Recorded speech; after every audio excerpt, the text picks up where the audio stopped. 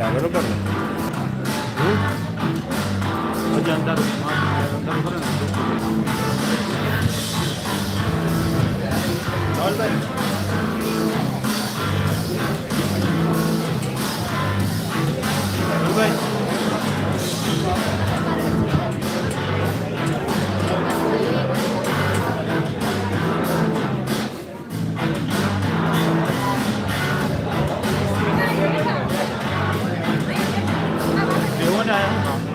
મોકલી દઉં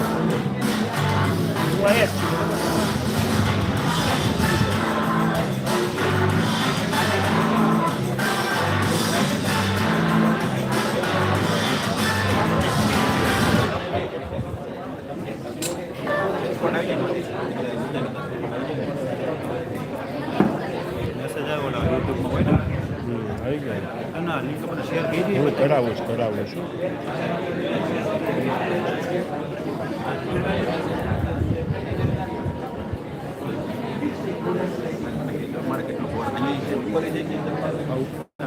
ઉપર ક્યાં B001 માં નહીં ખબર પડે આ બિલ્ડિંગમાં આ જ બિલ્ડિંગમાં તો બહુ ઉપર છે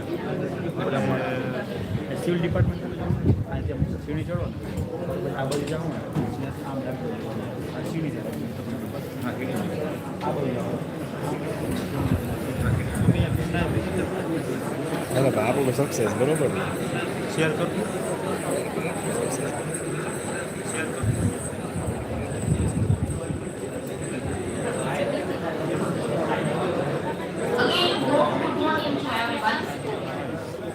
All the students present here and making the efforts for their future without making away, we are starting our expert talks.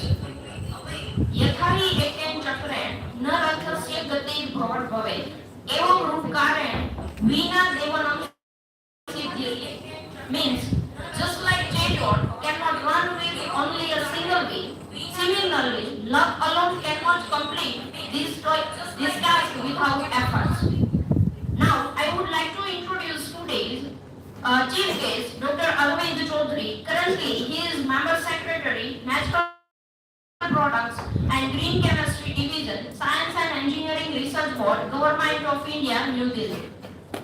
I would like to invite Dr. Arvind Chaudhary among us to share the knowledge and experience with us. Please, sir.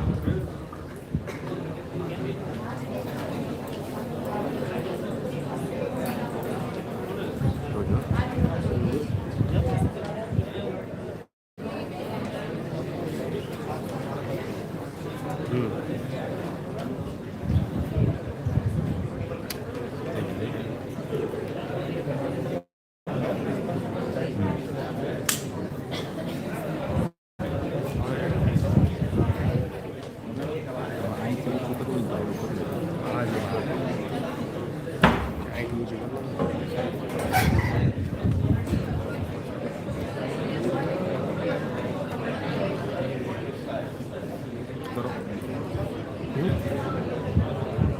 Perfect है आणि वेळ केलं गोड होईल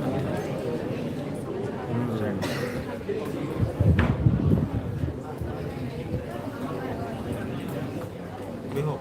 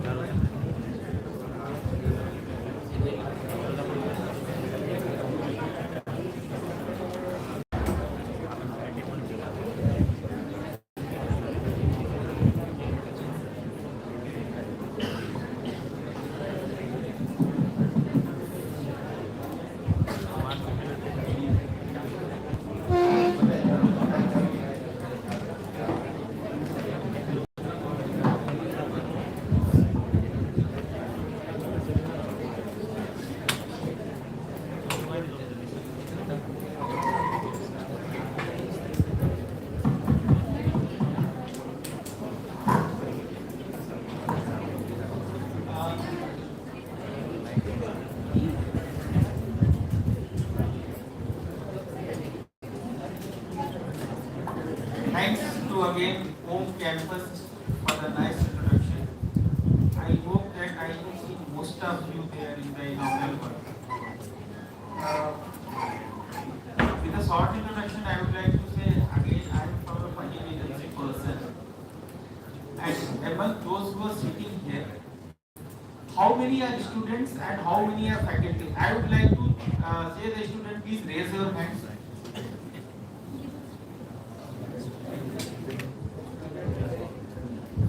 Okay, please drop your hands. So, are you from engineering or science background? So, I hope that you have heard about the research. You have heard about the journals. Okay.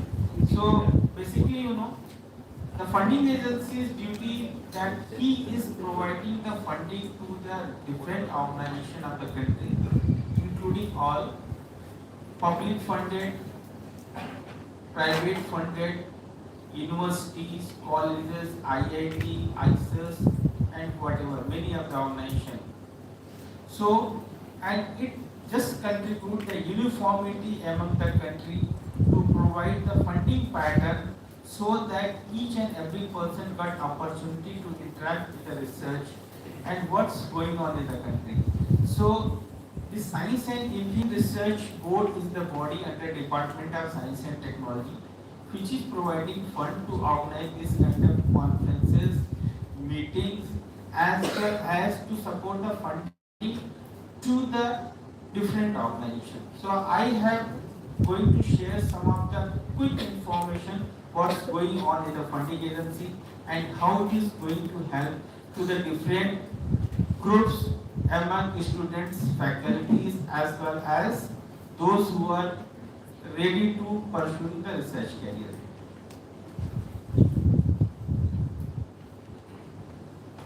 So this Science and Engineering Research Board, basically the Department of Science and Technology, the Ministry of Science and Technology is a Government of India body.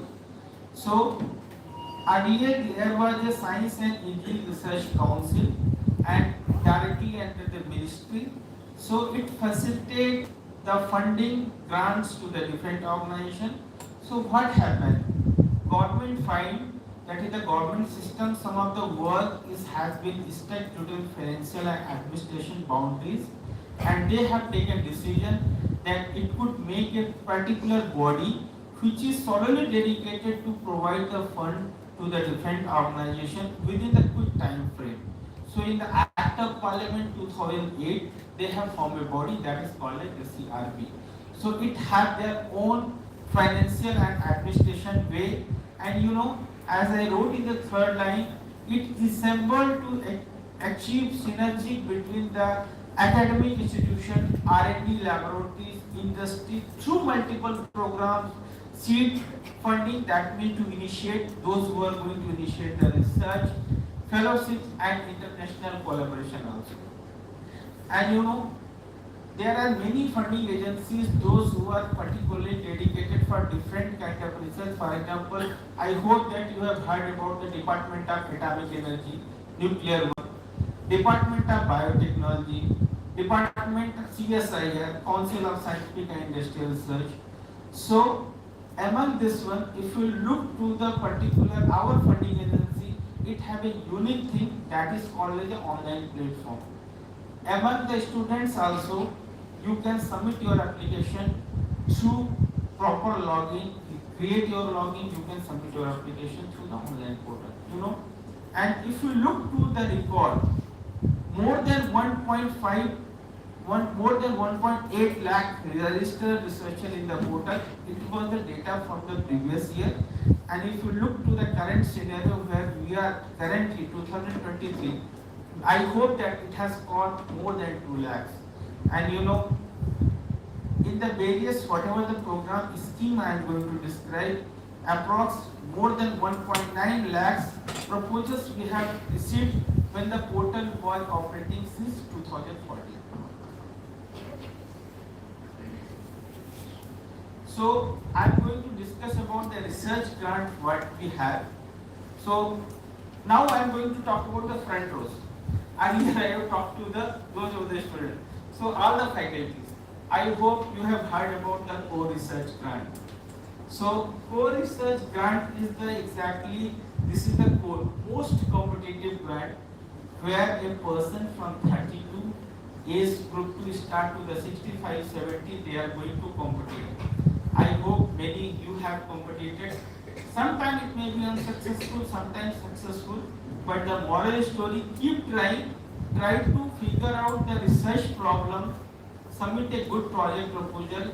There is the advisory committee constituted for all the expert members, top-notch research academicians, those who are working in the contemporary area of science and technology. They are going to decide that the project proposal is whether worth to fund or not. So the important thing is to find a good research problem, submit a project proposal there. Now, second one, that is the startup. If a new faculty have joined, I will tell one by one which is preferable to all of you, either in the student point of view or the faculty point of view. If any new guy has joined any research organization, he think, yes, I have recently joined, some of the seed amount will be given by the funding agency. You can initiate the research and it is called as the startup research grant. Now some of the very initiative things. Some return from the abroad, many of the good guys, they did postdoc, very fantastic place, US, UK, pioneer lab from Japan, anywhere. He say, I have the out of the box area, out of the box thought process, I can change the science. So the government have initiated that is a research that is called a SUPRA, scientific and useful profound research advancement, where you have the new thought process, you can change the science within the night also, within the change the quick changes which can be created. For example, anything you can say. I'm just talking about very simple way. Someone say that the speed of light is 3 into 10 to power 8. If I, please correct me if I am wrong. And you say it may be 10 to power 9. So that means you are going to change the science. So you can make your thought process idea in this way. You can submit the project proposal. Couple of minutes before I was talking to management head here that empowerment of women are highly required. I find there are many of the women here, girls are sitting here. You are really encouraged by the society, your family, that you can come towards and you can pursue your research career. So one scheme particularly dedicated for the women, where women can be justified solely compete among themselves, that is called as power. Some of very specific thing initiated, that some of the centers, if you would like to create high priority areas, I will go top down way. It can be called as GRIFA, exponential technology. I will discuss later on. Sure. So state universities. So people say, like in the core research grant, when we are competing, we are always lagging behind, because many of the IIT, many of the good institutes, they always top priority, whereas the state university goal. So the new scheme has been started for the state level 2-tier institutions, sure. So those who are the state one, college one, they can submit the project proposal there. Now, coming to the second segment, that is the fellowship and honors. So many says that if I did the postdoc, if I did the B.Sc from India, can I do the postdoc here in India? Yes, of course you can do it. There is a particular one scheme, National Postdoctoral Fellowship, and PDF is available. You can see the terms and conditions and you may apply accordingly. You have to find a proper mentor in India and you will get the 55,000 per month if you are selected in the scheme, and terms and conditions are available. Similarly, some guys, those who are pursuing the good postdoc in outside, they would like to return to the India. There is a scheme called as the Ramanujam Fellowship, and the good thing is the success ratio for the Ramanujam is 99.9. And many of the good guys, those who are pursuing postdoc outside, they are well absorbed in India, many of the good institutions, including IITs also. Now, 2-3 fellowship is for the older age. If some of the faculty, those who are doing very well in their normal research grant, they find yes, I am really contributing very well. There is a specific fellowship that is called a JC Bose. It is the Dr. J.C. Bose and the name of Dr. J.C. Bose, this fellowship. And if someone finds that after the age of 65 or 70, they have contributed enormously in terms of publication, science promotion, many other things. A specific scheme that is called as a National Science Share. So, lot of works are available there. A efficient person, they can also apply. And some of the fellowship start, I will discuss later. You know, similarly to the power, that is the grant one. Women's, for the women, this is the fellowship. There is one special drive for the SC/ST candidate, where the scholars or faculties, they can submit the project proposal. There is a separate section for them to provide the funding. Now I am going to tell about that interesting one pair. That I hope those who are the college faculties, you please note down it. Teacher Associated Research Excellence. If you are from in the college and some time before you are pursuing research, and somehow where you have joined today, there is no lab, there is less infrastructure facility, you couldn't pursue your research, then what you have to do? You find a mentor in the central institution. For example, you talk to some of the guys close to your institution, which from central institute faculty, central universities, IIT. 90 days attendance is mandatory. You please go spend their time.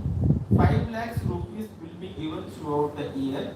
2.5 will be shared to you. 2.5 will be given to your mentor. Additionally, you will get 5,000 in your salary, and this is the one of the best scheme. You please try it. You please talk to someone whenever the new call will open. You submit a project. I am talking about those who are from the college.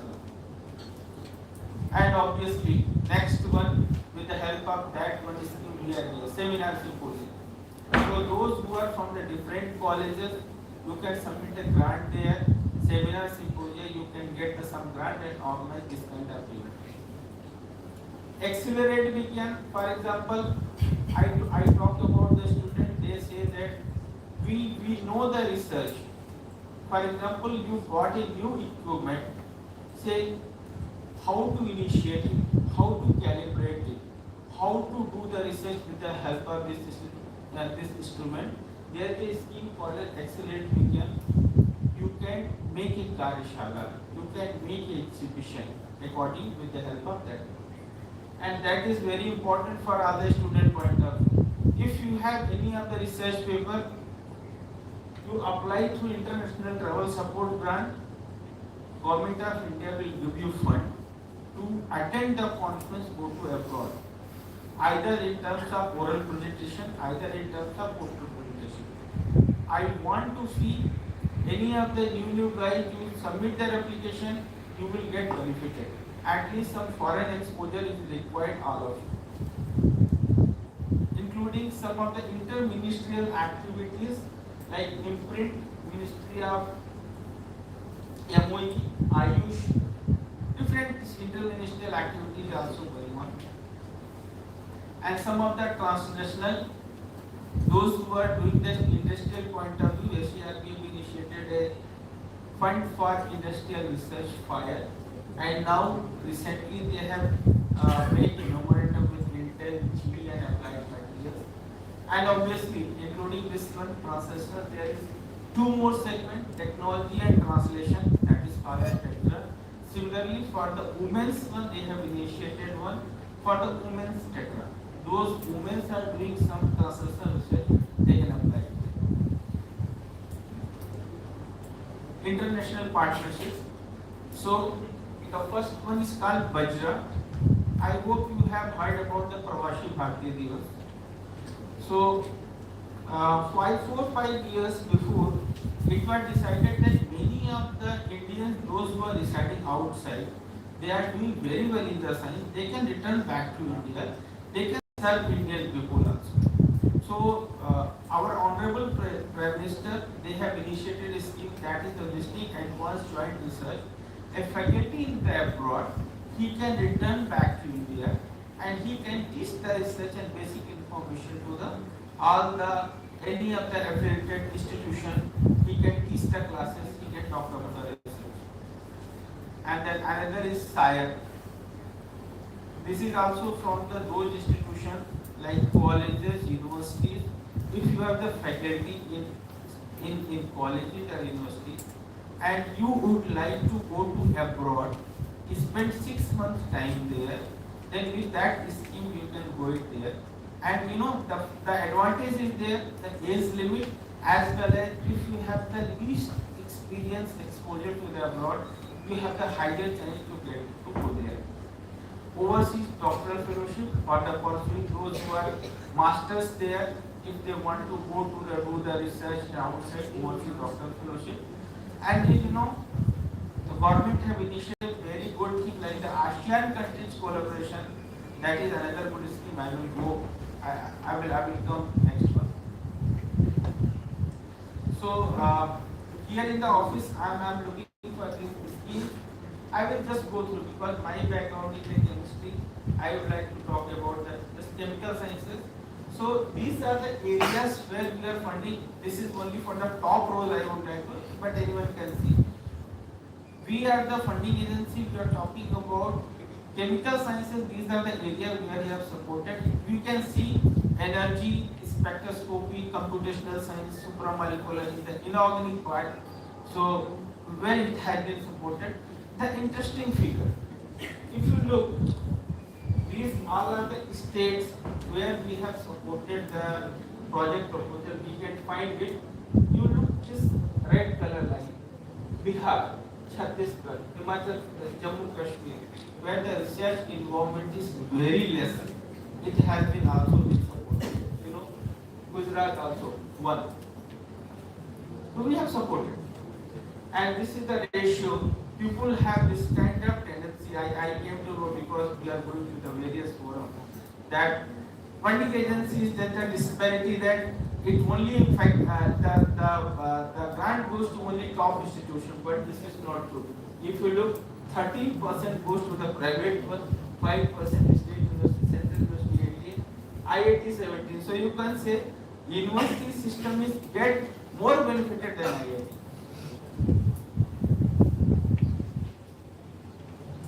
And similarly, in the organic chemistry, those who are the background in the organic chemistry, you can see these are the areas where I have been supported. I will quickly go from here. And if you are going to the deeper part, we find organic chemistry is very broad. How we can go towards in the very depth sense, we can find out. We can go to the depth sense and we can find out that what is the one main focused area we can support it further. So there was a panel, it has been discussed, these are the areas. So we make a program that is called as a vortex. So the vortex is the Manthan Civil, where it has been discussed, these are the top-down views where the program can be initiated further in the future. I am just skipping this one.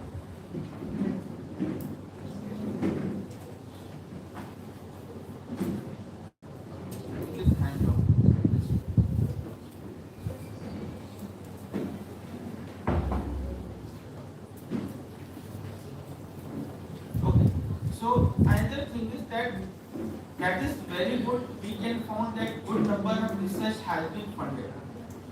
But we have also found that, for example, 100% project has been submitted. The ratio is only 18%, or 15% maximum. So people have this tendency, why my project got turned down? I have written the best project. Because no one will say that I have written the worst. People will say, I have written the worst.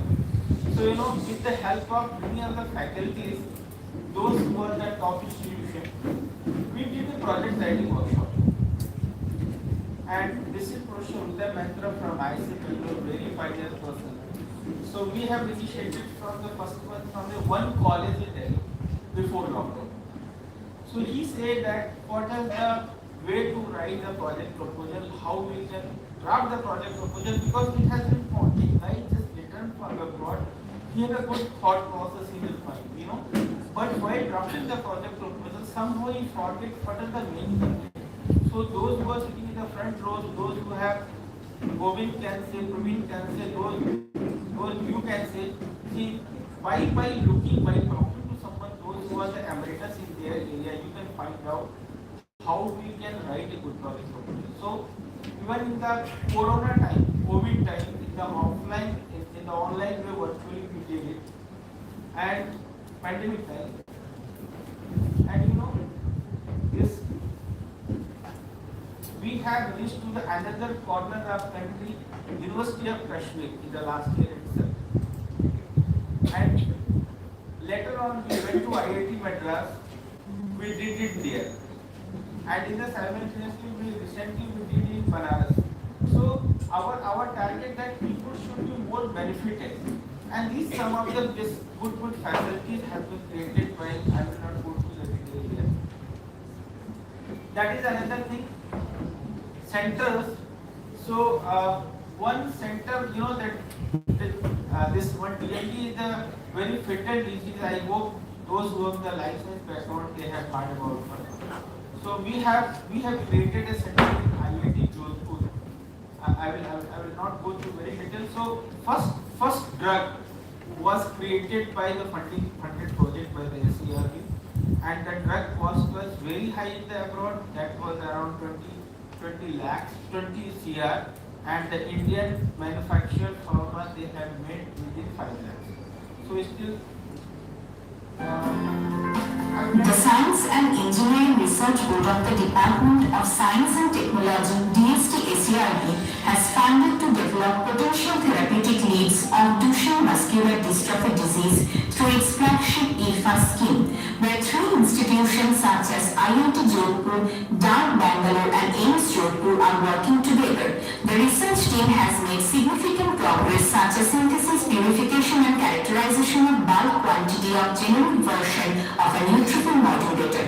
DCGI approved DART Bangalore to conduct a multicenter clinical trial on antisense oligonucleotide-based exon skipping in DMD patients. AR targeting exon 51 is successfully synthesized and characterized, and reduction of AR-based therapeutic dose through new molecular tags are also in progress.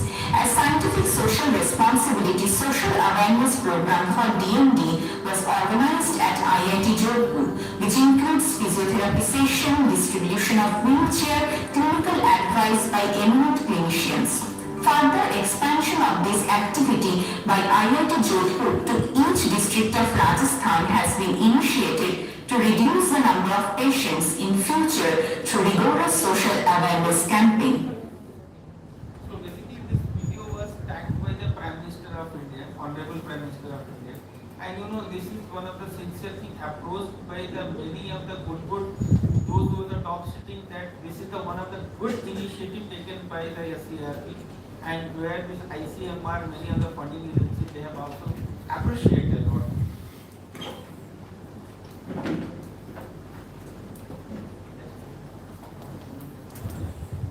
Okay, so I was discussing about the tier 1. So this is the tier that where the research grant of the 5 lakhs distributed between the two mentor, parent and the host institute, overhead charge as per, and the fellowship, the 5,000 will give to the particularly those person who is going to participate in this program. Now coming to the SIRE is an international program. The duration for a candidate who is going to visit minimum 2 to maximum 6 months, and the support of the monthly $3,000, preparatory allowances of ₹75,000, where the visa fees, airport transfer charges, insurance and medical insurance of 20,000. So in the first call, it has been supported 194, and you know the mostly have gone to the US, and if you go to the US, UK, Germany. So to that, if anyone from the colleges for the faculty, they are interested, they can apply this.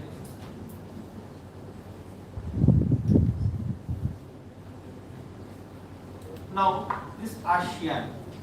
So I hope that you have heard about the ASEAN countries. So government have initiated a very good thing.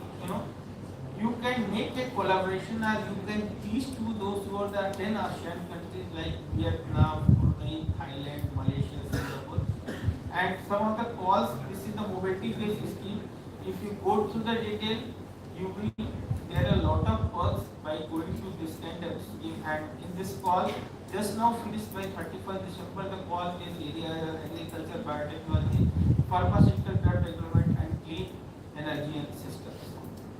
So if we look to the overall, what is the NCIRC and what is the Department of Science and Technology, So here we can found that there is the individual grant which can be goes towards in the terms of co-research grant, SRD and many other schemes.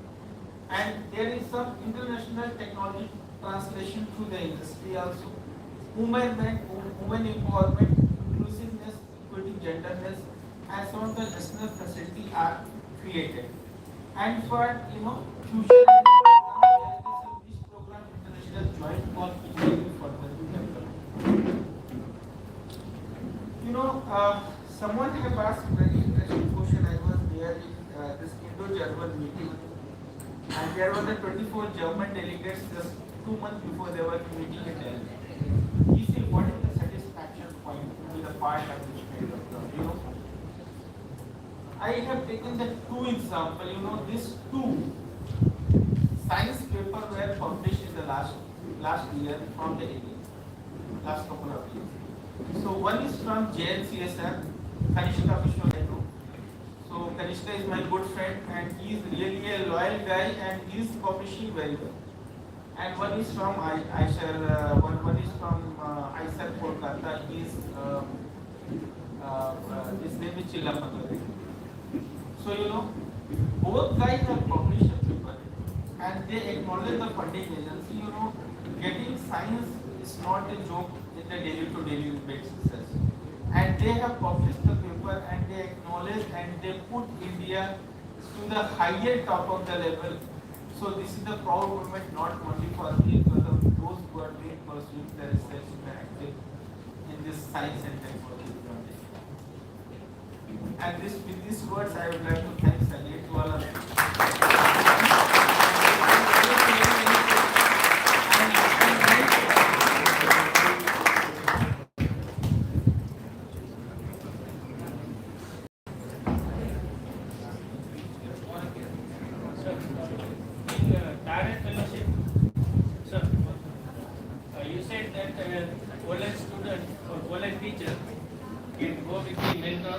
Central institute.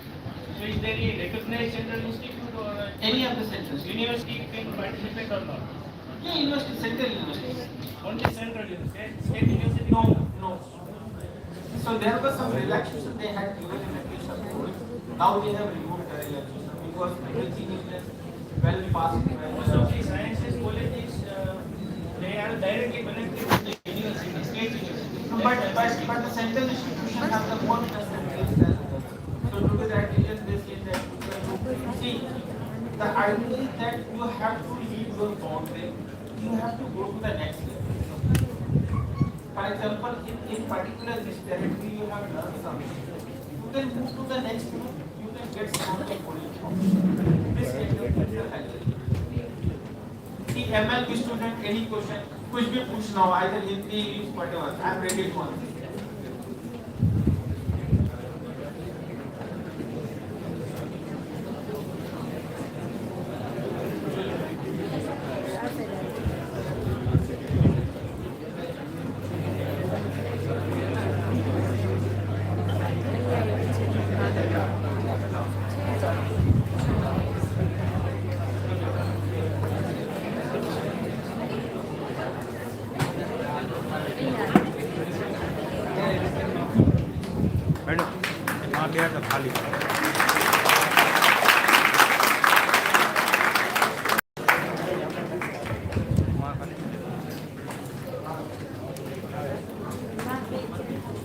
Thank you so much, sir,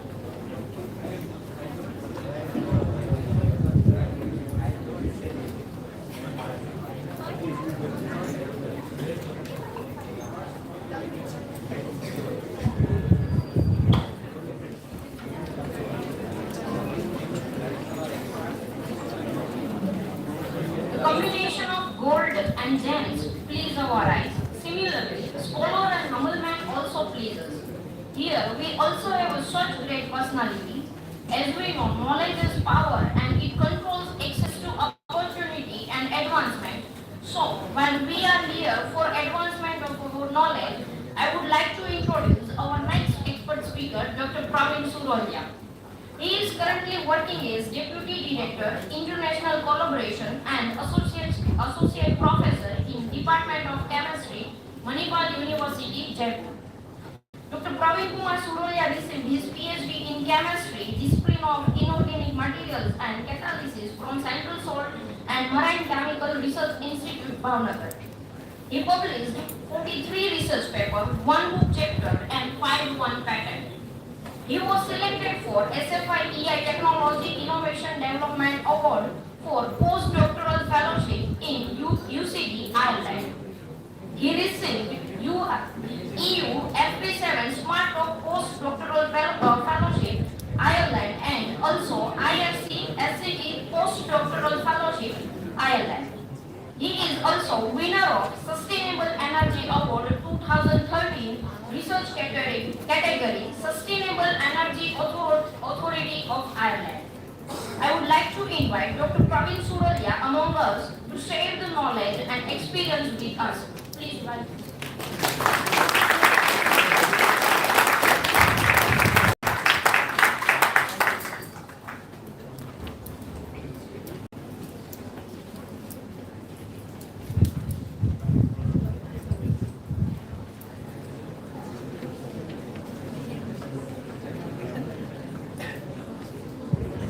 Yeah, good morning. Right. So, first of all, I would like to thank you to the organizer here and my dear friend to invite me here. It is always feel nice to come to the land where you start your research career. So, is for the introduction given by her, like thank you for that. I started my research career here in the Bhavnagar. I did my PhD here, and after many years, I am coming back to the Gujarat again. So it's really nice. So this conference is about inclination revolution in chemistry. You know, the chemistry is everywhere, and chemistry is always revolutionary. There is no revolution without chemistry. If there is a good bonding even between two people, what we say, there is a good chemistry between them, right?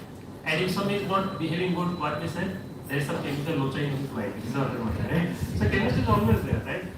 Now, because looking at the students over here, most of you are students, maybe UG student, PG student, and research scholars. I will keep my talk because it's a bit technical. It's not like Dr. Arvind said, it's technical. So I'm trying to keep this as normal as you can understand. And you can see over here, the title of my presentation here is Sensitized Solar Cell and Potential Light Harvesting Technology. Nowadays, if you look around, the world is struggling to get quality water and energy. And I'm going to talk about the energy. Now you would think, how a chemistry person can solve this energy problem? Of course, currently, if you look about the energy, what we are getting, the conventional energy is mostly thermal power plant using the coal.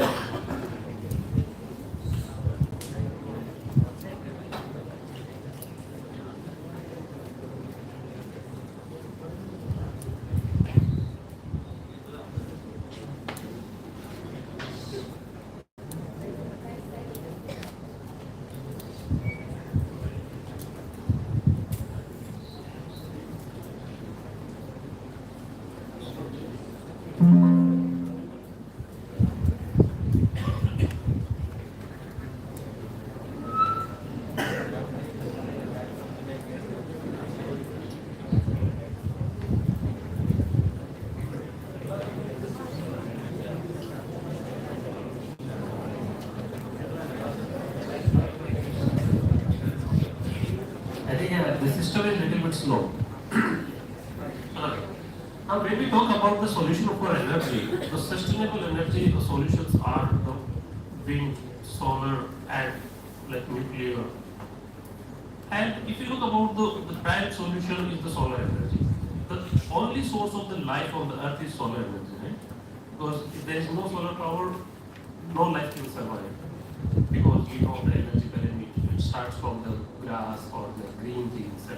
goes to the upside. Right? Now, we all know about the solar energy. This is basically through the sun we get nuclear fusion, which gives us the energy, and then it can basically involve a lot of electromagnetic spectrum, starting from ultraviolet to the visible, infrared, microwave, X-rays, and so on. Now,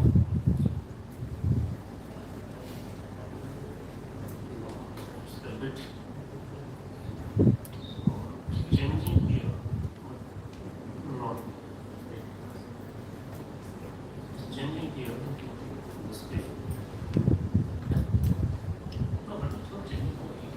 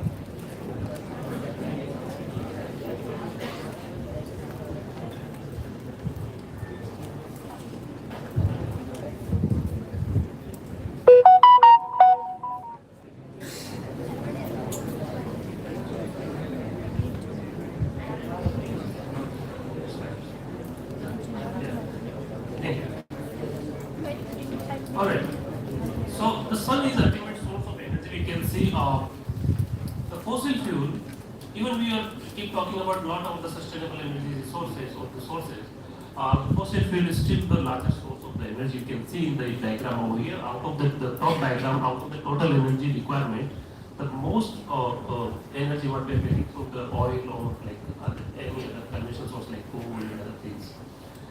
But if you look about the solar flux, the energy what we are getting throughout a year, it's you can say 10 to the power 5 terawatt.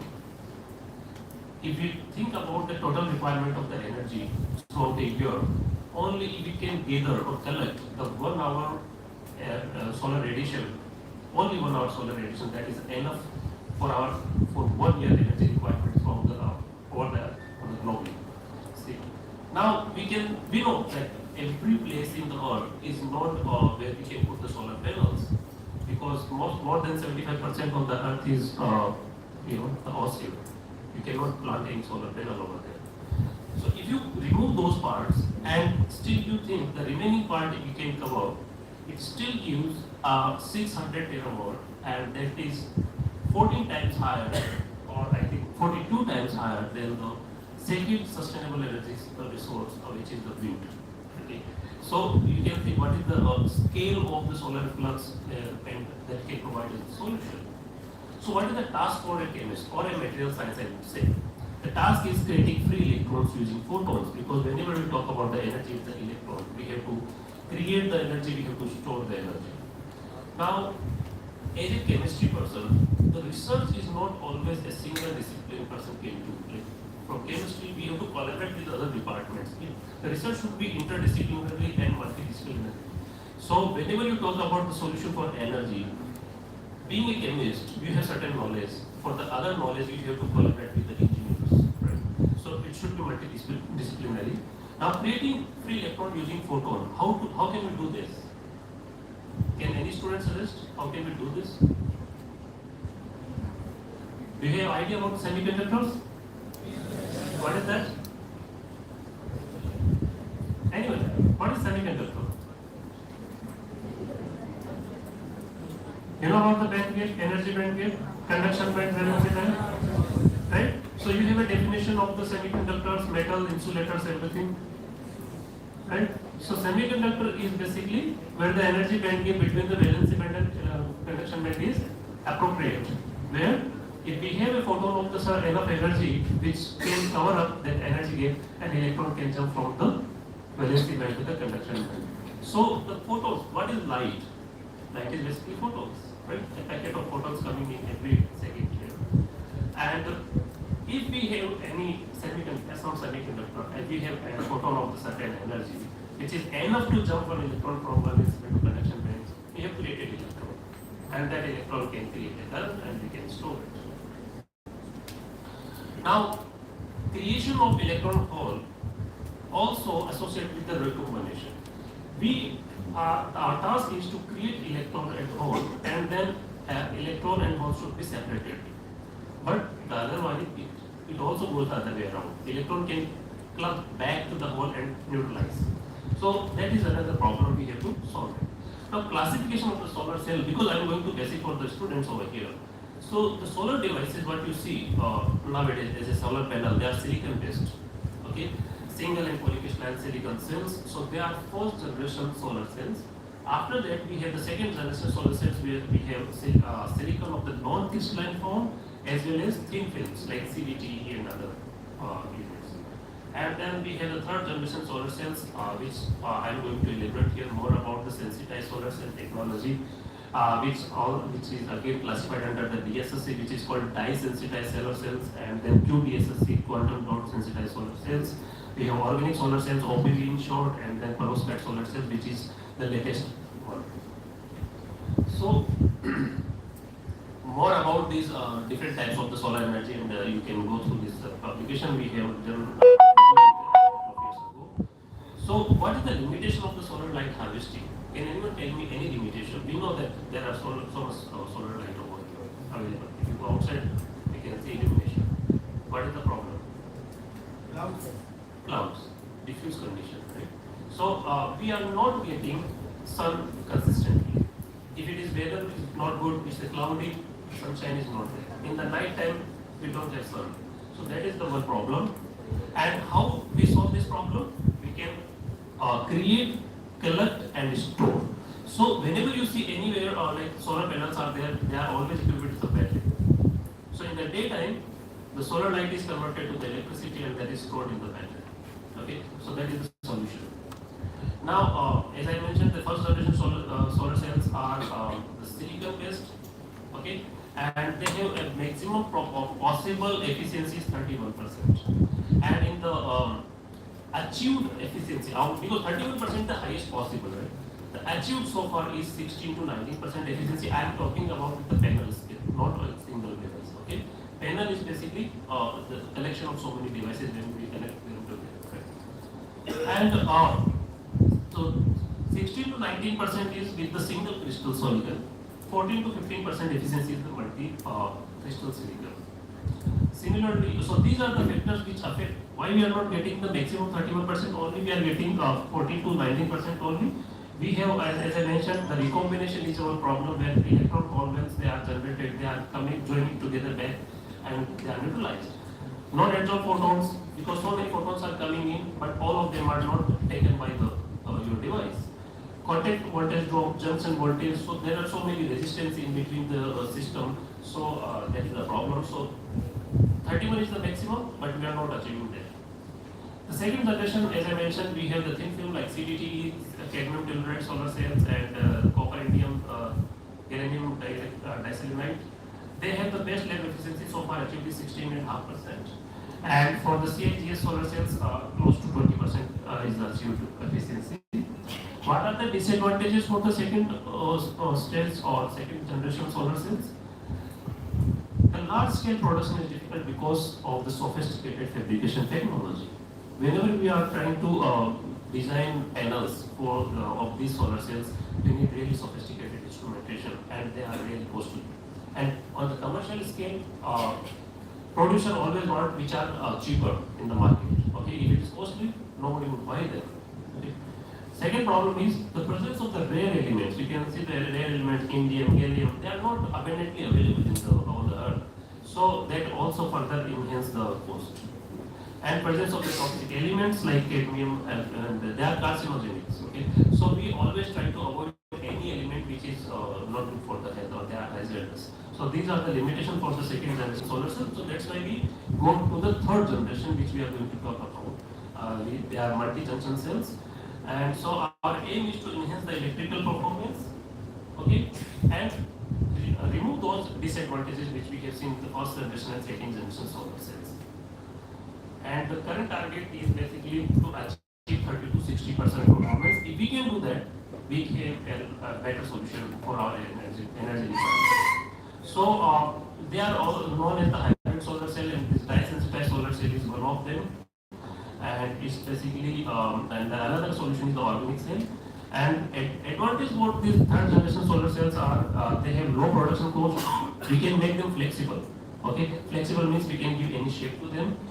Tunable color, we can prepare them in different color, because we know the colors are always good to see. If you even if you look about the polymer, okay, in water bottle, the polymer, so there are different type of the color of the water bottle. So that's why if suppose you just imagine they are all white or all black or all purple, they are boring. Okay, so whenever we go for any product, we want to see them pleasant, right? So we can give them different colors and they are lightweight. So the lightweight is another advantage. So sensitized solar cells for the low cost technology. This particular technology was invented by Professor Michael Gretzel. You can see him here. He is professor now emeritus in EPFL Lausanne in Switzerland. He invented this technology in the 90s. And this is the structure of this sensitized solar cell. Sensitized solar cell is basically made up of the two electrodes. One is called anode and cathode. In this particular technology, we call them working electrode and counter electrode. Okay, so I will explain you the design of the working electrode and counter electrode, both or the entire setup in chemistry point of view. Okay, so both the electrodes are prepared using the conducting substrate. Conducting substrate can be either a conducting glass or a conducting polymer. Okay, so for the working electrode preparation, we take a conducting substrate and then we apply layers of the semiconductors. Semiconductor example I can give like titanium dioxide, zinc oxide, zinc sulfide, and any other perovskites also. They are semiconductor in nature.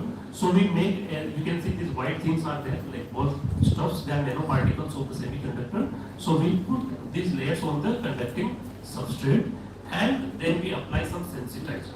Sensitizer can be a dye or a quantum dot. If it is dye, we call it dye-sensitized solar cell. If it is quantum dot, we call it quantum dot sensitized solar cells. So this is the design of the working electrode. On the counter electrode side, again we take a conducting substrate like conducting glass or conducting polymer, and then we put a suitable catalyst. It can be platinum, it can be gold, it can be carbon-based counter electrode, or it can be quantum dot also like copper sulfide or copper oxide like that. Now, once we have both the electrodes prepared, we sandwich them. We join them together. Okay? How do we join? We take a polymer which we can put in between both the electrodes, and then we do the hot melting of this. Once the polymer melts, it will attach both the electrodes. And then the counter electrode side, we keep a tiny hole. Through that hole, we insert one electrolyte. Okay? And then we seal that hole back.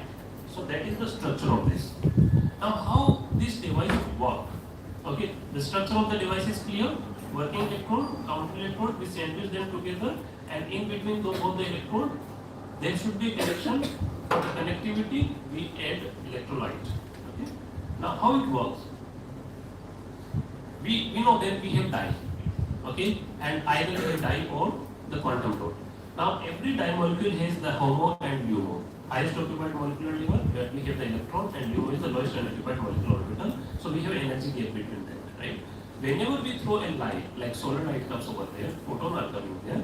So this dye, with the appropriate energy, will take those photons and electron will jump from HOMO to LUMO, and from that LUMO, it will go to the conduction band of the semiconductor, because we have also prepared a semiconductor layers on the conducting substrate, and through that, this electron is moving to the outer circuit and it goes to the counter electrode.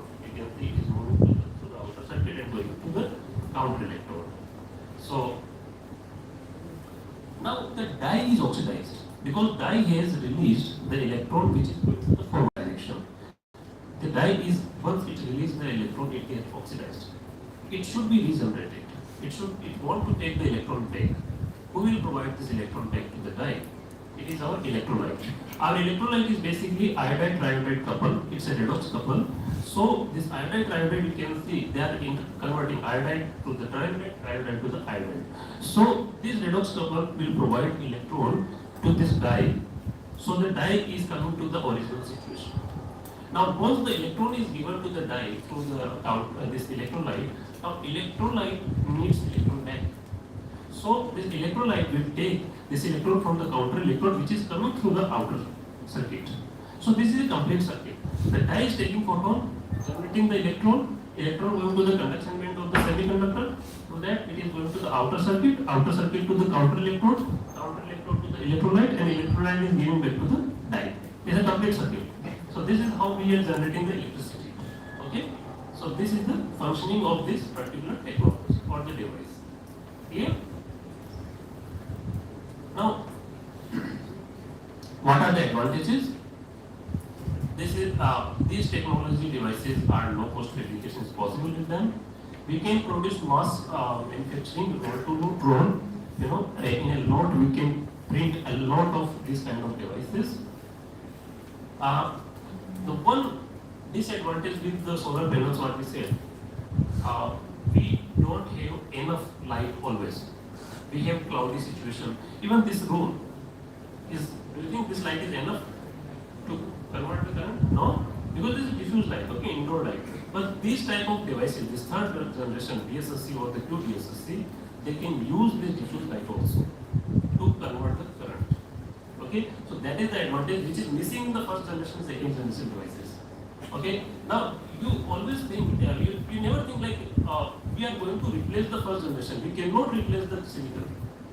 This is not possible because they are best performer in outside, but inside they are not working. So what we are trying to, this energy, whatever you can see light over here, this is waste now. We are not able to use this. So we are trying to develop certain technology which are working where the silicon is not working, right? So in this room, if you can put certain devices of the DSSC or panels of the DSSC that can use this diffuse light condition. What you can see here, they are best performer at the low light intensities, diffuse ambient indoor light conditioning or the cloudy weather situation. Then this technology is the best. And they can be transparent and colored. You can see these all are DSSC panels. You can see they are very different than the silicon. They are colorful.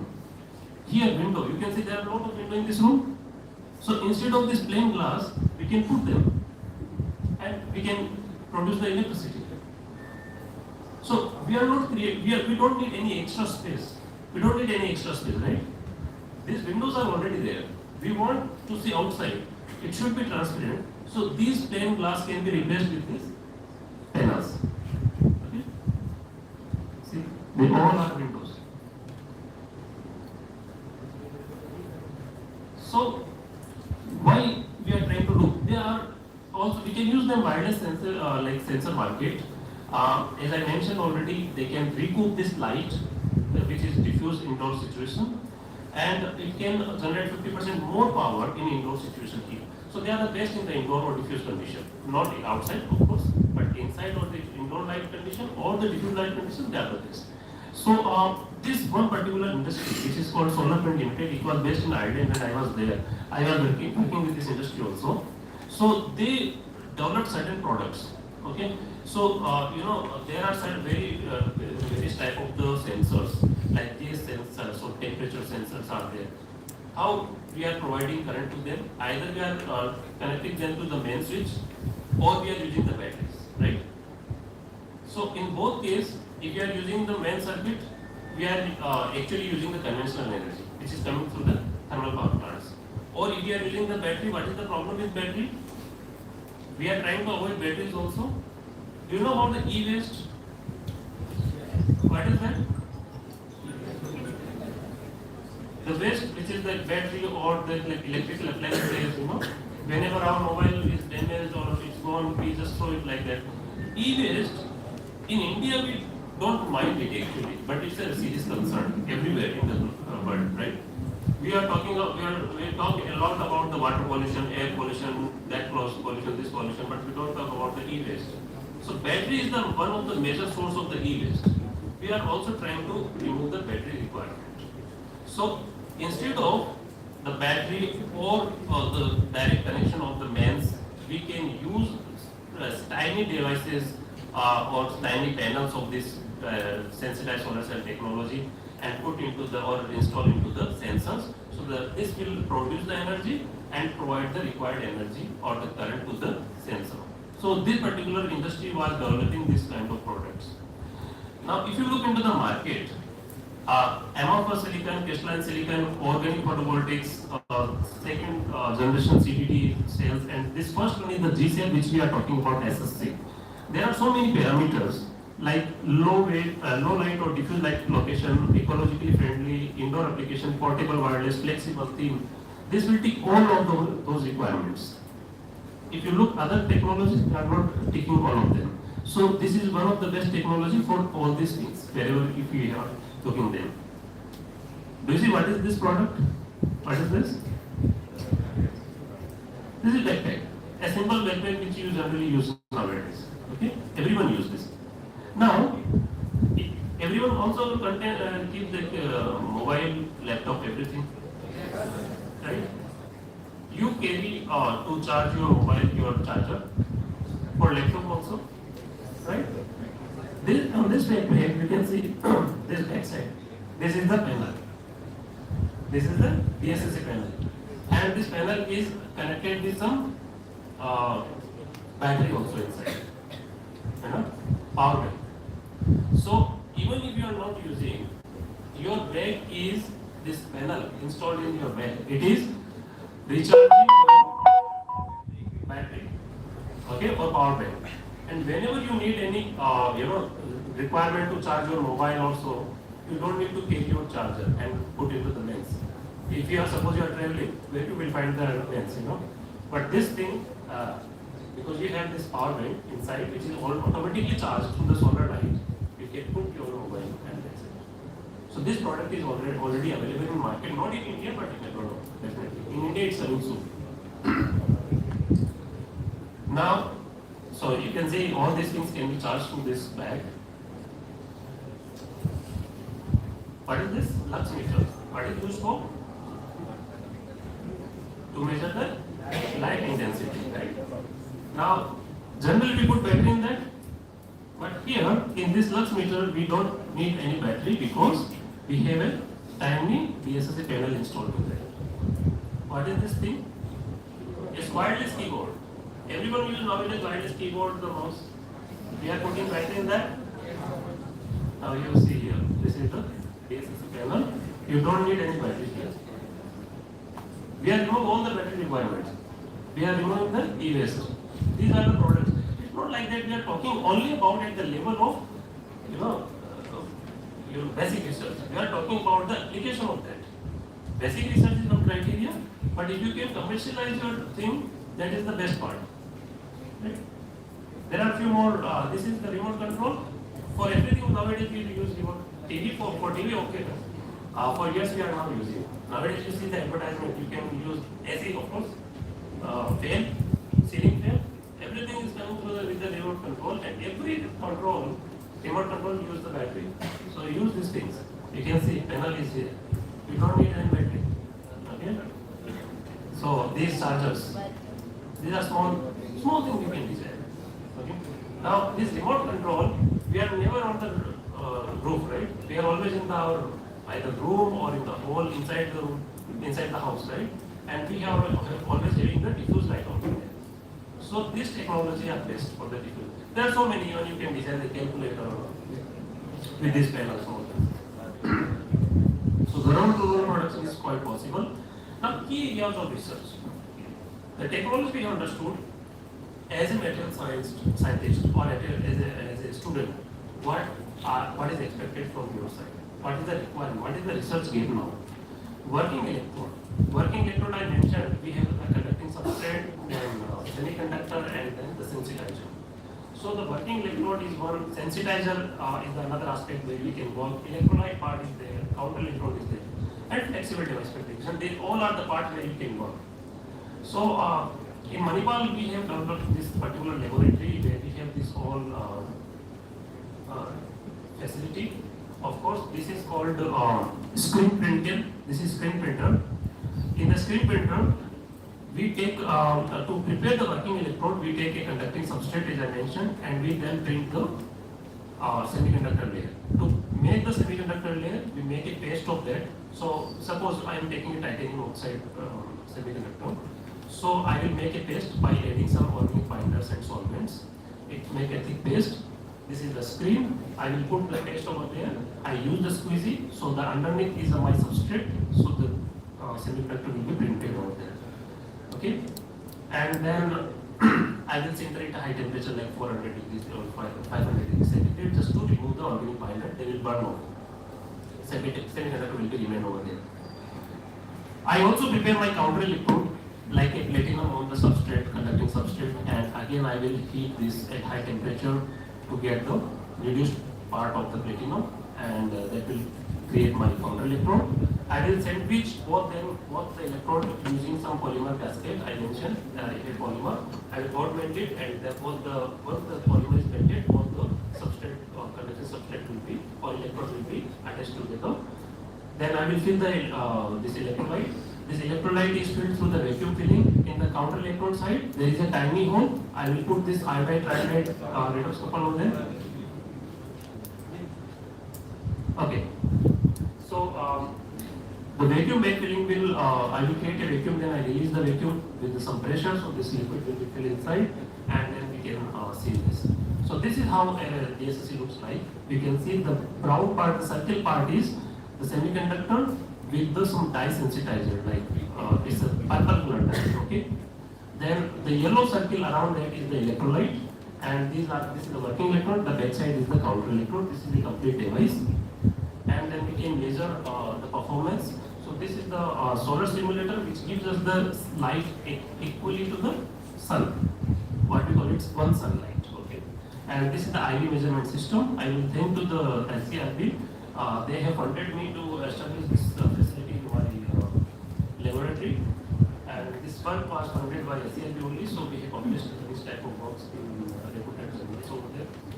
So the device will create, use the sun to the electricity, the sunlight to the electricity. So the area where you can work, you can develop different type of the semiconductors, okay, not only the type of material but their shape also. You can see the TiO2 was, I mentioned only one type. Copper oxide you can do, copper oxide, zinc oxide, zinc sulfide, barium titanate, calcium titanate. There are so many types of the semiconductor we can use. Instead of the particle, we can also create the nanotubes, spheres, nanoflower, then nanofiber, nano leaves.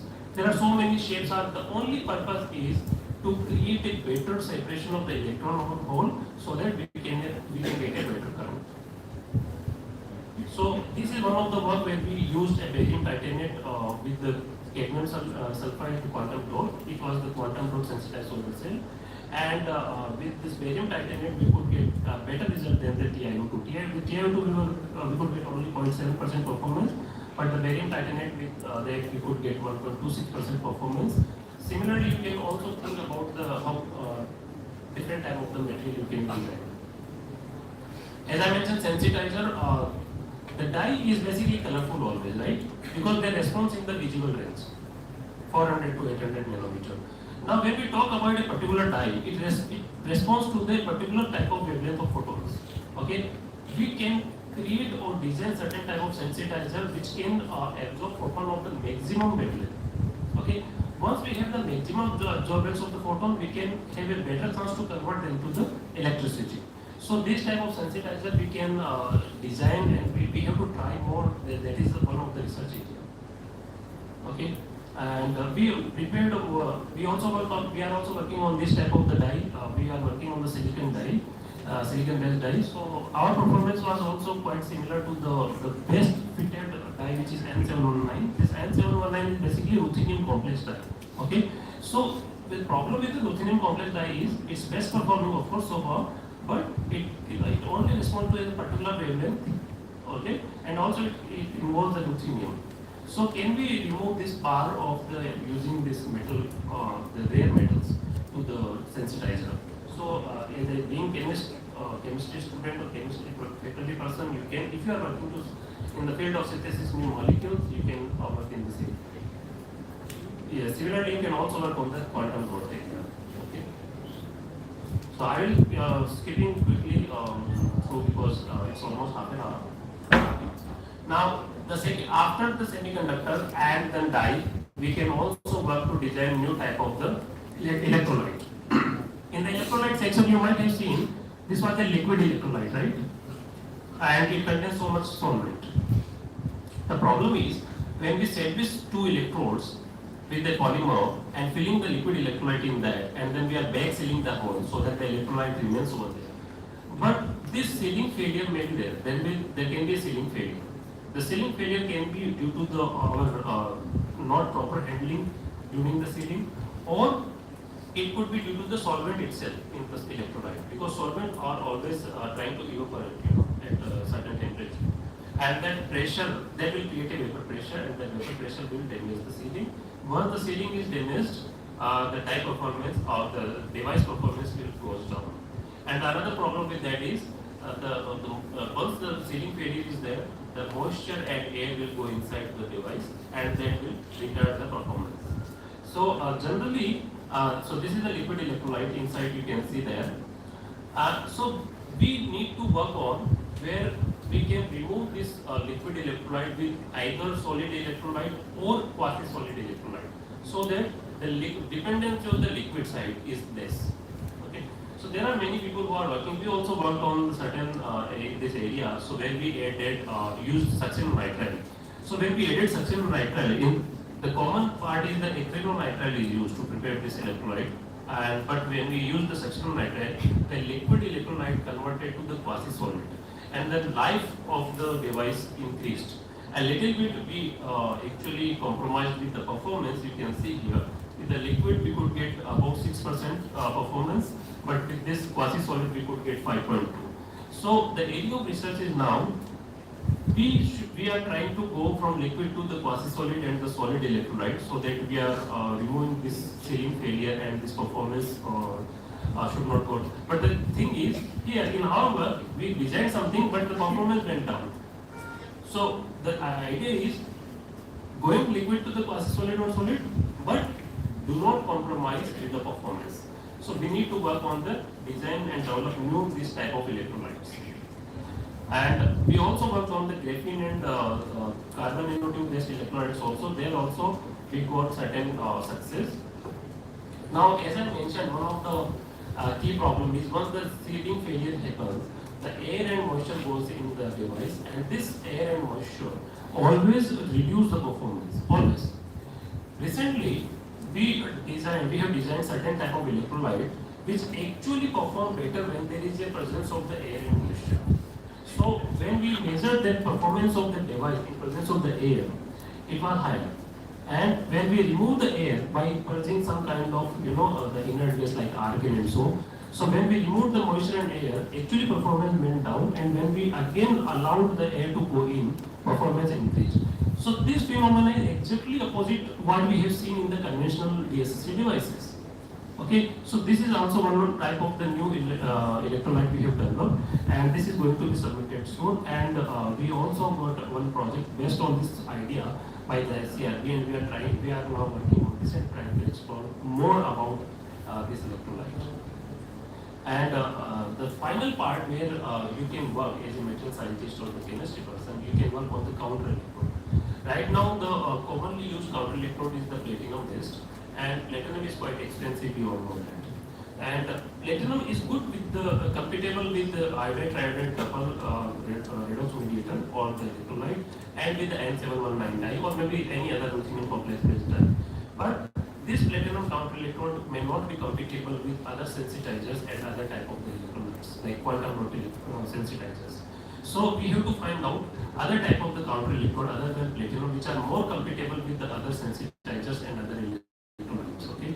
So in one of the work we work on the copper sulfide counter electrodes, And if you look here, when we use the platinum, then we got only 1.1% performance, and when this was with the N719, okay. And when we use the copper sulfide, we could get double of that, even more than double of that. So we have to work on more materials which can be applied as a counter electrode. In another work, we also used metal graphene down composite as a counter electrode, and there also, if you look, with the platinum we could get 4% performance, but with this platinum, on the reduced graphene oxide, when we applied the same platinum, but along with the reduced graphene oxide, we could get around close to 6% performance. So this is 150% of the original performance. Okay. Now one more thing is, as I mentioned, that we need conducting substrates. Conducting substrate could be either the conducting glass, FTO glass or ITO glass, okay, or the conducting polymer. Now there is a problem with both of them. If I use glass is very fragile. First thing, it becomes heavy, the entire device, okay, and it's not flexible, right? If I use polymer is flexible, lightweight, but what is the problem with the polymer? As I mentioned, we are using semiconductor paste for the screen printing, which contains a lot of organic binders, and we have to give a very high temperature to remove those organic binders. When I go for that, the polymer substrate will also burn off at that time. So I cannot use that conventional method. So we have two solutions. I will discuss the first solution first. Can we have glass which is flexible? A little bit flexibility. We can have, if we can reduce the thickness of the glass, actually glass can be flexible. So this work belongs to that only. So in the market, there are three types of glass available. FTO coated glass, because FTO is basically making the glass conducting. ITO coated glass, the thickness is 1 mm. FTO coated glass, as I mentioned, thickness is 2 mm. Then we call this flexible willow glass. The thickness of this glass was only 100 micrometer. Okay, this is least in all of them. Now this particular thickness of the glass makes it very flexible. Of course, it is still fragile, but it gives some flexibility to that. And when we tried this willow glass, we call it willow glass with the least thickness. Okay, and when we tried this, and we could get 4.53%. This was ITO coated. Okay, this was ITO coated willow glass, and we could get the performance of 4.53%, which was higher than the commercially ITO glass available in the market. Okay, so this kind of work we can do. The other thing is, if we use the polymer substrate, as I mentioned, we cannot go for the high temperature sintering to remove the organic binders. So can we have any other alternate method where we don't need to even apply high temperature? Without applying high temperature, we can remove the organic binders. So we have worked on certain technology which because it is still in the work report, we cannot, I cannot tell that here. But using that technology, we have worked with the polymer substrate, conducting polymer substrate, and instead of the thermal removal, we use that particular technology to remove the organic binder, and we could prepare the devices. And you can see we are getting almost similar performance, 6.74, 6.8. So this kind of thing you can also work, where you can find out the technology where you don't need to go to high temperature. If you could do this, we can prepare DSSC on the flexible polymer substrate itself, and that will give us a lot of flexibility. You can give any type of shape and size, and they are also lightweight. The current status of the DSSC, currently we have the small area device performance, the report rating is 14.3%, the highest performance reported so far. And if you go for the large panel size, the performance dropped down a little bit to 9%. So our aim should be to increase these two performances. Issues related to liquid electrolyte, as I mentioned, we should work on to remove those drawbacks. We have to work on the design difference sensitizer, which can absorb photon of the wider range of the spectrum, and then create a new electrolyte which can provide higher voltage. So far, the DSSC technologies, we are getting a voltage around 700 millivolts. We should be aiming to the 2 volts or so. Okay. And yes, this is quite important. Develops SSC that can last for longer period. If we have a device that is a certain lifetime. Okay, we should be able to design a device with certain materials which can sustain at least more than 20 years. Then only we want to add certain, we want to put some money on that. Okay, if every third year or fifth year I need to change my solar panel, of course I'm not going to waste my money. But if my panel can go 20 years or 25 or 30 years, definitely I can go for it. So the long-lasting devices should be our aim. So this is the standard silicon panel. This is the DSSC panel, and we can apply on the vehicles. So this was one of the projects where I worked on with the fish when I was in Europe. You can see this is the vehicle, a Fiat vehicle. On the top of this, we can plant our solar panel over here. So this is a hybrid vehicle. This hybrid vehicle means the vehicle is running on the conventional fuel like a petrol or diesel, but its interior comfort like air condition or lights and other things, that particular current is coming through the panel. Okay, so this will increase the performance, and for that we also got the best research, which was best research award, which was mentioned in my introduction. So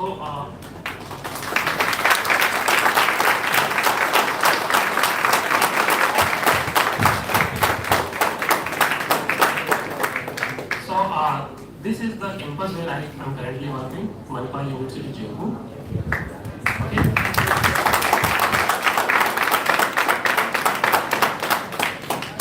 So with that, I will stop my talk and welcome if there is any question.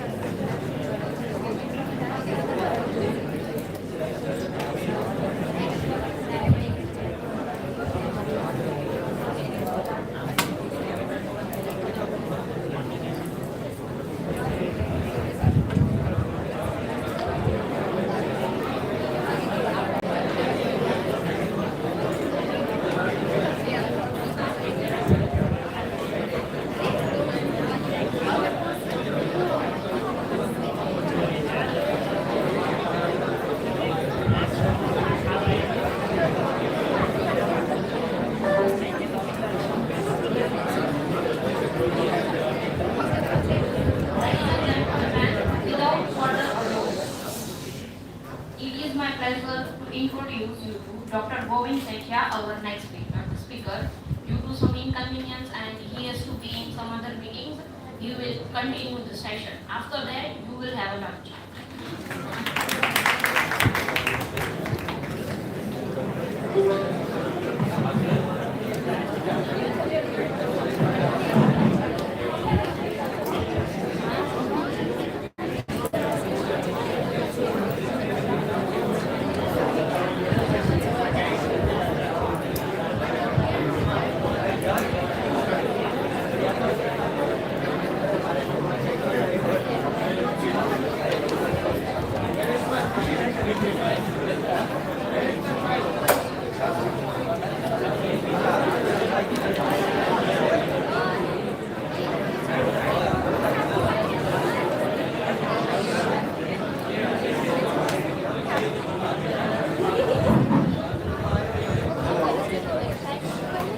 Good afternoon, everyone.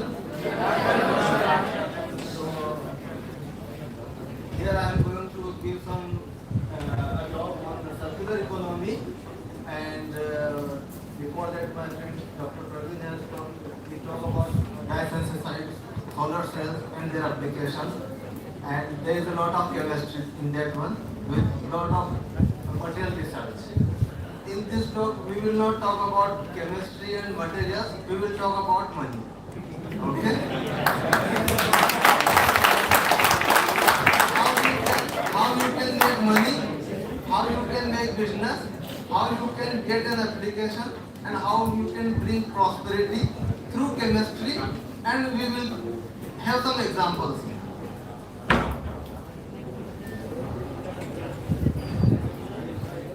Circular economy means when the circle is when from where we start, we come there, it is the circular.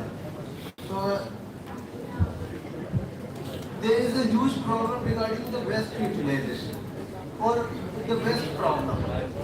And if you see, the present population is 1.3 billion and very soon we are going to be number one. So with all this population, we are going to generate 62 million tons of municipal waste, 170 million tons of mineral waste, 4.43 million tons of hazardous industrial waste, and 5 million tons of e-waste. Just like solar cells, mobiles, laptops, all these will also add to the waste. So when the technology develops, it also brings some other side products, just like the unwanted side products in the reaction. We will have the side effects of technology, and this waste generation is one of them. So we will talk about how we can. There is when you go for a business, you will not buy anything unless you get something for free, or you have multiple benefits. So when we talk about waste utilization, there is the buy one get three. Get rid of waste, generate wealth, and save environment. So by dealing with the waste, at the same time you are doing three things. And we all are hungry, so I will not take much time, we will go fast. And wherever you have a doubt, we can discuss in detail at that time.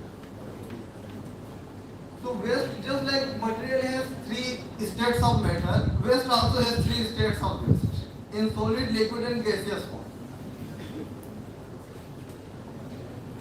Here you have mining waste, agriculture, industry, and household, construction, demolition waste, and the industry. All this started from the industrial revolution.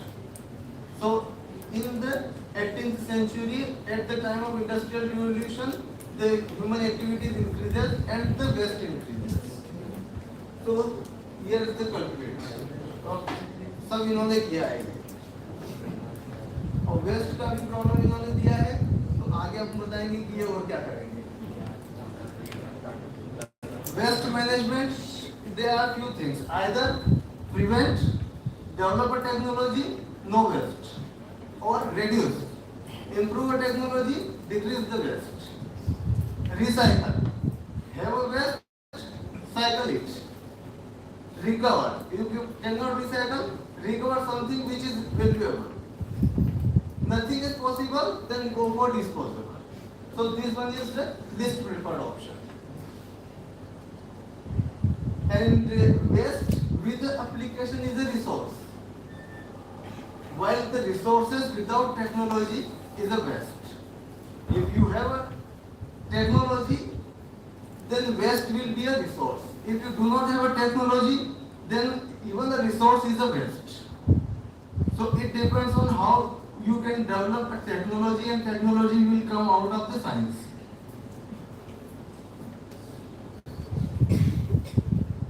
Okay, so here you can see one example. I will give very few examples. This is the eutrophication. You all have read about this. And who is responsible for this? This chemical, sodium tripolyphosphate. This is the main ingredient of the detergent powder.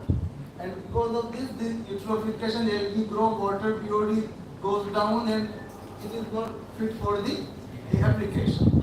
So you can develop material which can replace such material and reduce the which are as a waste. It is going into the water bodies. Here is the details about eutrophication and how it affects the lakes and the rivers. Okay. So this is the chemical which is used in the detergent causing eutrophication, and this is the chemical which we can develop, and it is also developed by already in use. But it is more economic and therefore it is more favored. So both are in use. This is environmental friendly, there is no problem when it goes into the water bodies. Here it is a zeolite. Here it is the sodium tripolyphosphate. So chemistry plays a role in reducing the waste, and also it gives improve the life by saving our environment also. Here is the zeolite which is used, and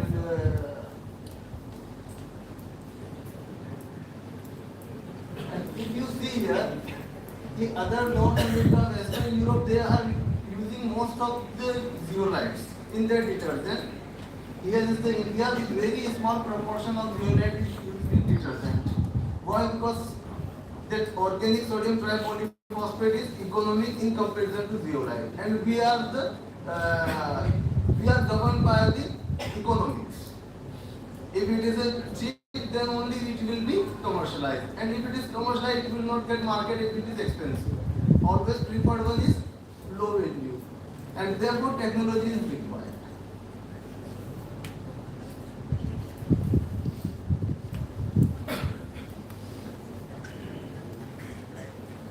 Okay, so from where this zeolite A can be prepared?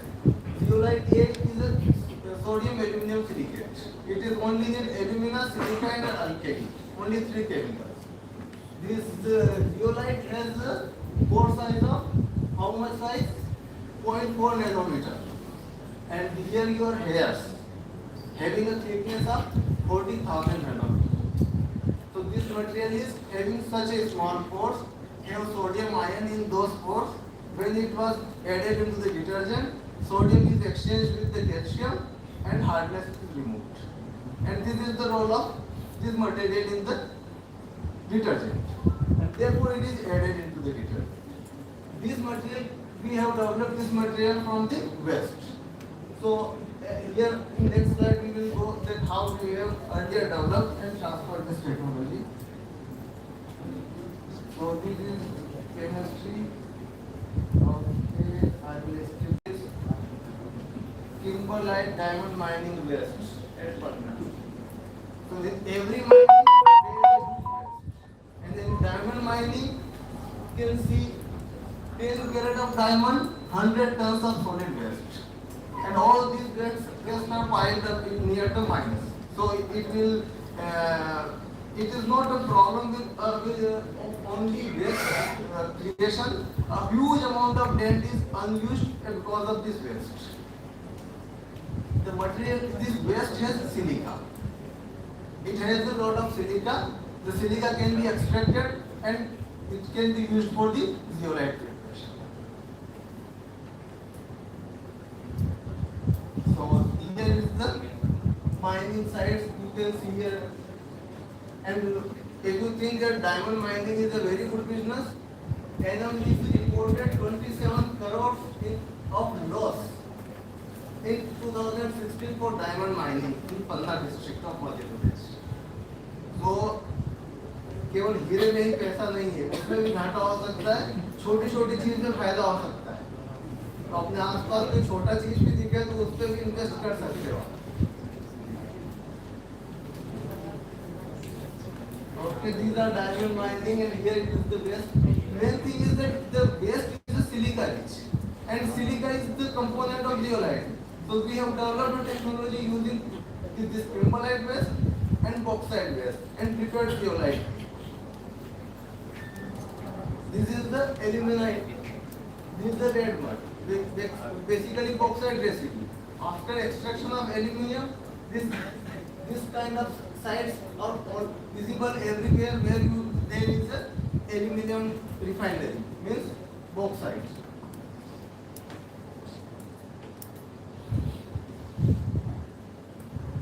Even this bauxite residue has a significant amount of rare earth elements.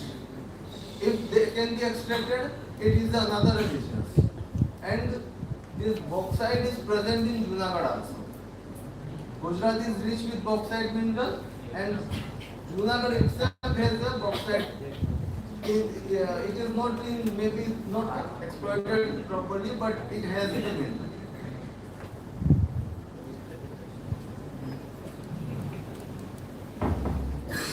These are the rare earth minerals present in bauxite waste. And it is not the bauxite waste. पहले aluminium निकाल लो, जो बचेगा उसमें से फिर rare earth निकलेगा. यानी कि आम के आम गुठलियों के दाम. तो ये काम फायदे का है, बिजनेस है, वो पड़ोस में ये बगल में है, इनको जानते हो? I think everyone knows him. कौन है? और बैकग्राउंड में क्या है?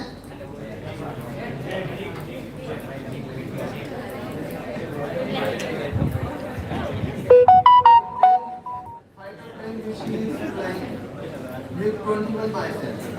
What is these planes are made up of aluminum and scandium alloy. We are not having, we are importing scandium. All the rare earth minerals we are importing, and we are having planning for the aeroplane or fighter planes. Wherever in all these planes, this aluminum scandium alloy is used, and without self-reliance in the rare earth, we cannot have a permanent stability for the security. Scandium कहीं और से लाओगे नहीं मिलेगा, plane का technology भले आपने बना लिया, मटेरियल नहीं है तो क्या करेंगे? और स्कैंडियम कहाँ मिल रहा है? आपको बॉक्साइट के रेसिड्यू में मिल रहा है, लेकिन हमने टेक्नोलॉजी डेवलप नहीं किया है, तो हम चाइना से इंपोर्ट करते हैं। तो ये जरूरत है करने का। And China has a monopoly. So first they buy the mines, then they develop technology, they are giving you cheap, and you are in the trade. ये अभी मिल रहा है और उससे सस्ता कैसे करेंगे? But sometimes you have to take risk, even pay more, and develop indigenous technology for self-reliance and the security of the country. So why bauxite? I have chosen bauxite because India is fourth largest producer, Gujarat is second largest, total reserve, and Junagadh, Kheda, Kutch सब अगल बगल क्या ही है, सब यहाँ बैठे हुए लोग यहीं से। और and this red must has iron also, aluminium, titanium, calcium, sodium, and scandium.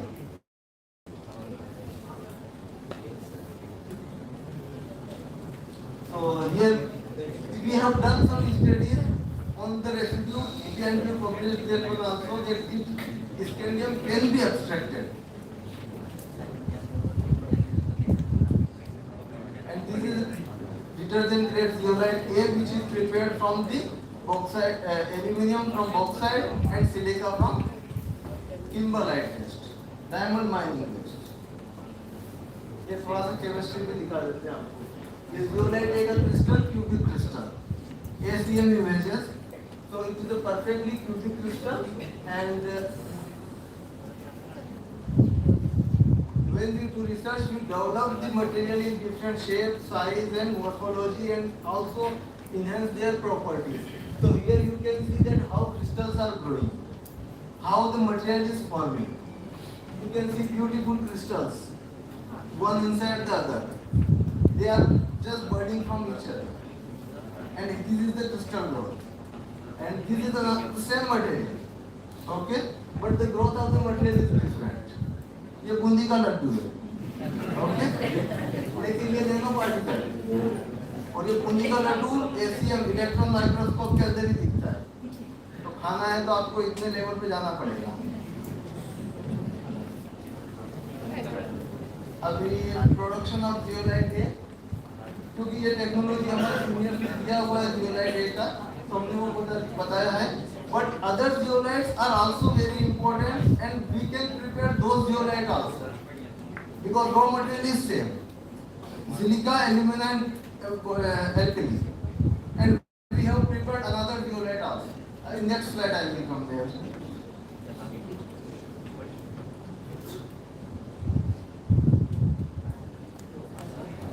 So other zeolites can be made. This is one success story I have shown. But zeolite A, zeolite AX, ZSM5, these other zeolites have different other applications.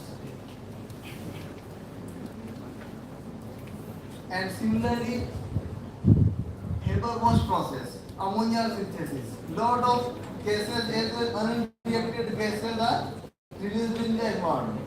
If you can separate them, you can reuse them. So waste is not only solid, and not only just municipal waste. Waste is everywhere. In this process, if we have the current technology is not efficient, we are releasing a huge amount of unreacted gases, and they are waste.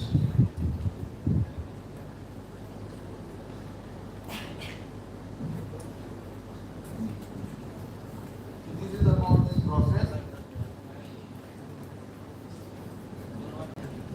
So we have developed some zeolites for the separation of this carbon monoxide, methane, nitrogen gas mixture separation.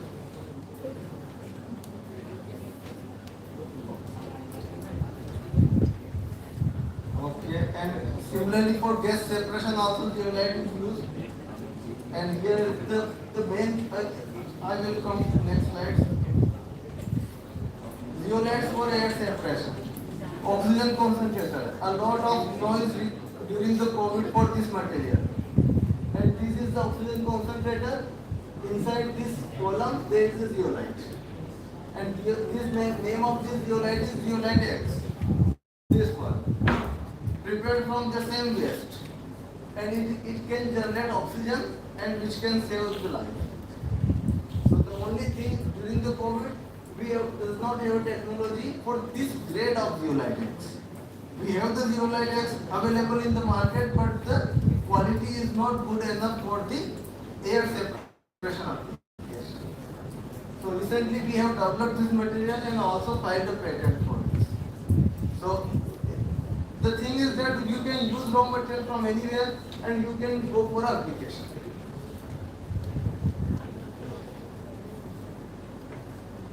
Similarly, you can work with fly ash. This is also one of the waste rich in alumina. Rice husk ash. This is also waste and rich in silica. We are working on this and we have developed a product, precipitate silica from sodium silicate from rice husk ash. And we are in the process of licensing this technology. Similarly, the precipitate silica can be used in place of carbon black. Carbon black is not environment friendly, but this silica is environment friendly. So we are developing an alternative at the same cost or even at the low cost or with the superior quality properties.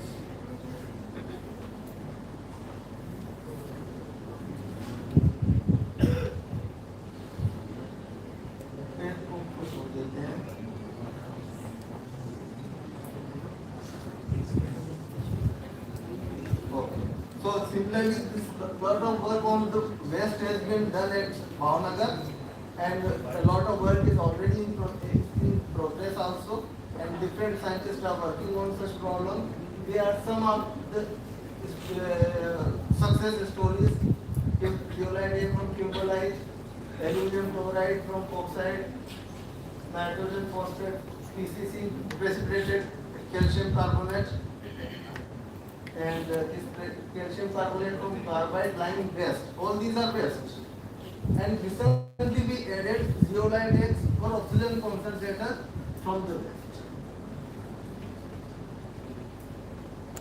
And here, why it is required to work?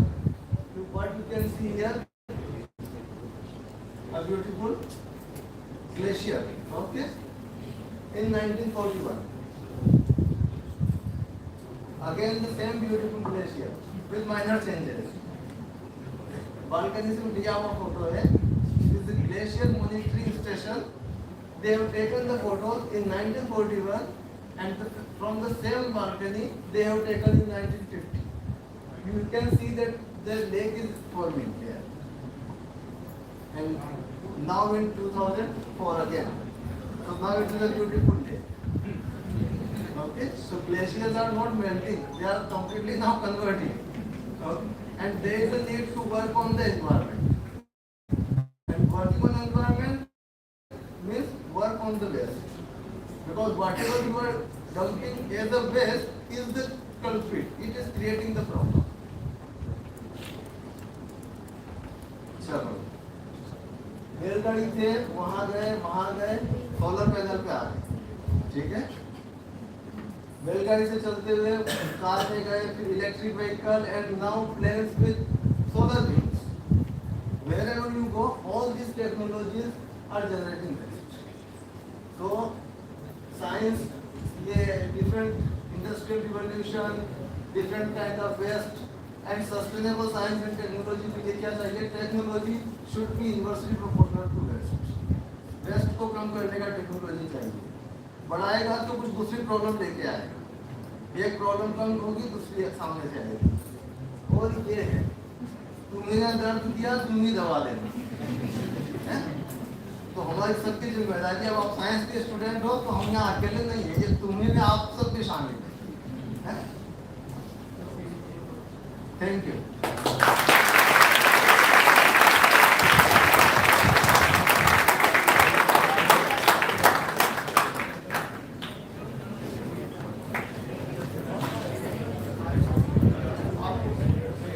कोई भी question है, आप हमारा email ID है, आप लिख सकते हो, डिस्कस कर सकते हो. You can note down here my email ID. Martin sir also you can.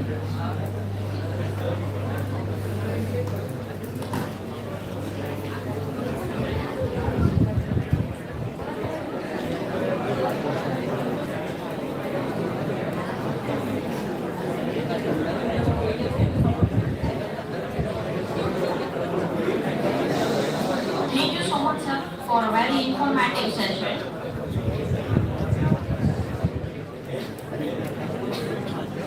I would like to inform you that our lunch break is from 1 to 2 p.m. It will be great pleasure to have you return to this room on time. Please enjoy your lunch. Right now, students, please be seated here. We will inform you to leave your place.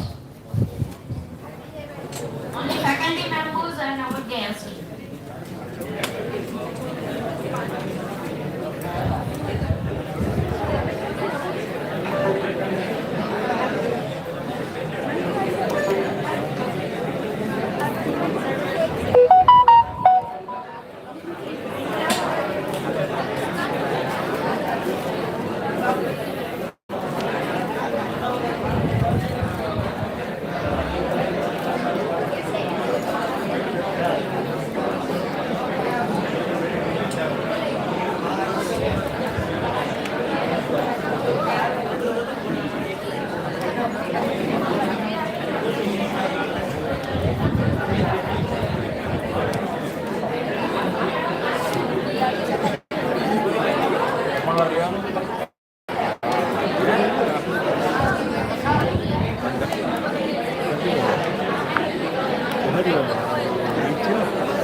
Drop करो ना, बंद कर दो.